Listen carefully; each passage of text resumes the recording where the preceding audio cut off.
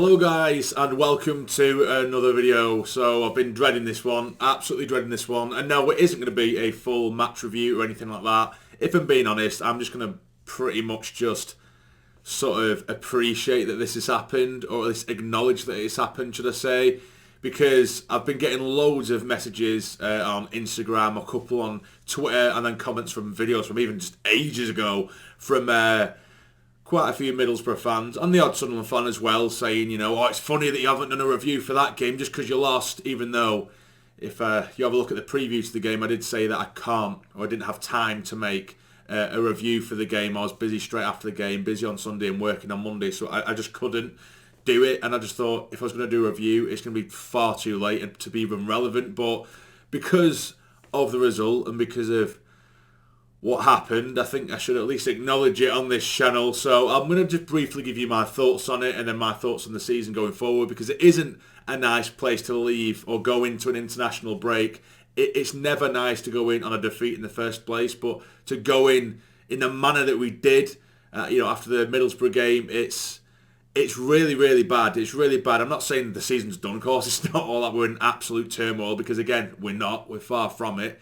But it was just a horrible, horrible manner to go into the international break. So going into that game, we went unchanged again. You know, we have no excuses. You know, of course, there was a lot of people, including myself, you know, we have been playing the same team week in, week out, game in, game out for these 3 game weeks. I thought we might make a change or two. We didn't, but I was still quite confident going into the game regardless. It's not an excuse. Every team's playing 3 games in a week. But we go into the game, and that first half was a very good game of football to watch.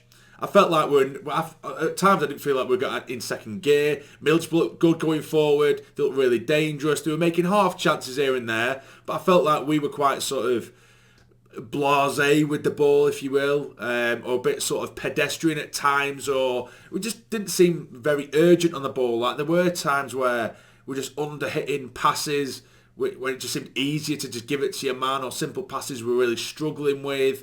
And in that final third, just not passing it. We got on the break 2 or 3 times where it was like 3-on-2 in our favour, and we'd rather than passing the simple ball or making it hard for him, we'd just be greedy, underhit a pass or run straight into danger. And we kept on getting those moments, and it was incredibly, incredibly frustrating.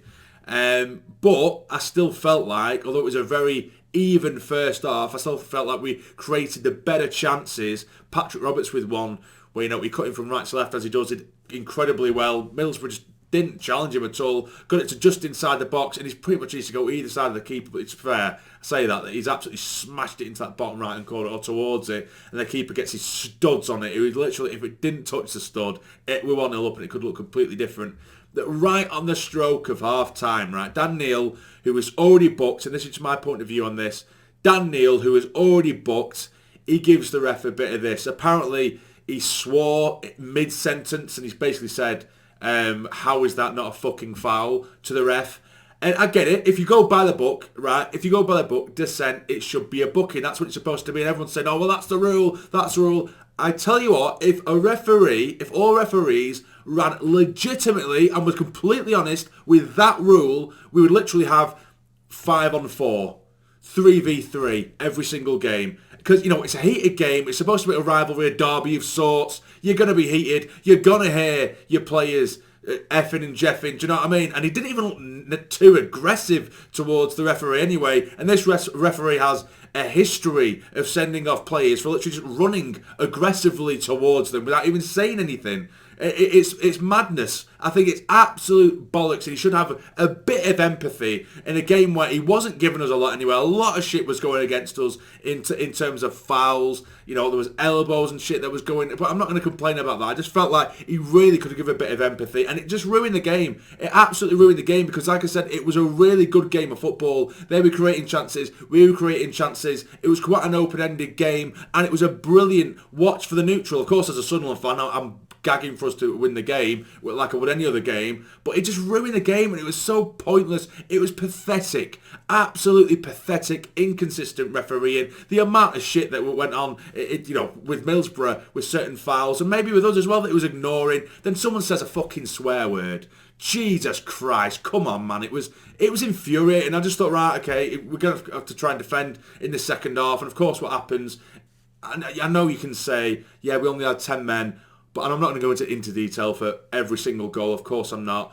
But some of the defending was a joke. Some people couldn't be arsed tracking. And I get it, particularly as soon as you concede one when you're up against it and you get against a team with an extra man, you can just fold. And that's exactly what we did. We bent over. We didn't look like we had a plan to even just guard the 0-0 because we were defending just abysmally. We kind of just give up. Certain players attacking players. When we did try and break, as soon as they lose it, they stand still and thought, oh God, they were like kids, babies, just throwing the toys at the pram. Oh no, we're up against it. This is when you need someone to try and, get at least a little bit of sort of respect in our name, trying to have a bit of pride about you. But instead we bent over and just said, hit me as many times as you like. That's exactly what we did. And that was a really, really worrying thing for me, the way we did just sort of collapse. Again, I get it. And it did ruin the game. It absolutely ruined the game, the sending off. But the manner in which we conceded certain goals, it was pathetic for me. And, Middlesbrough,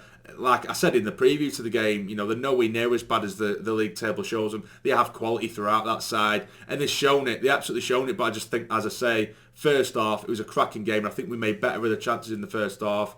And that sending off just, it turns a game so early. They've got an entire 45 minutes against 10 men to do what they want with us, and they did. They absolutely picked us apart. And sometimes against 10 men it can be more difficult, but we made it so easy for them, so easy. And credit to them, they took their chances when they created them against the 10 men of Sunderland. So it was a horrible, horrible day. It absolutely knocked me sick. It really did. I had such a shit day. It was absolutely awful. It really was. It did knock me sick. But I think it's one of them, and I've said this on social media straight after the game, or a few hours after the game when I had calmed down a little bit. It's one of them, because of the referee and all that kind of stuff. It didn't reflect our general performance. I feel like if we went into that second half, 11 v 11, I'm not saying it would have been a guaranteed Sunderland win, of course not, but it would have been a completely different game, obviously, for obvious reasons. But that game doesn't reflect our performances and our start to the season at all. At this point in the season, to sit fourth is very good. Mind you, we're still 9 points off second because Ipswich are fucking running away with it as well in second place. But we needed to keep pressure on and we failed to do that. But we need to come back from the break, not think about that Middlesbrough game too much, because I think it is one of them. The game was ruined at 45 minutes because of the referee. So just sweep it under the carpet, shit day at the office, come back and just smash Stoke to bits, hopefully, and then get ourselves back on it. That is my sort of thought process. I'm not looking at that as I don't really want to dissect the performance of a game that was ruined by a referee, And again, not being entirely sour. Of course, I'm pissed off about it because it does.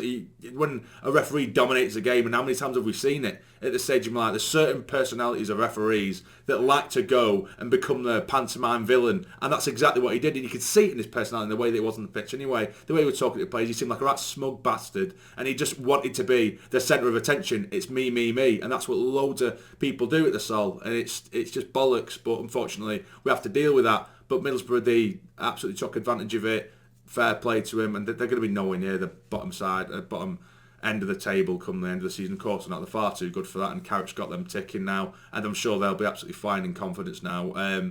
But yeah, it's one of them. Push it aside. I'm not going to, linger on it too much because it doesn't reflect what we're about 100%. So we need to just take a breath, look at ourselves, dust ourselves down, and then come back refreshed from the international break and just go at Stoke. But that's it, guys. That's everything. I just wanted to give my little opinion on that. What do you guys think? Let me know in the comments down below. Have you calmed down now?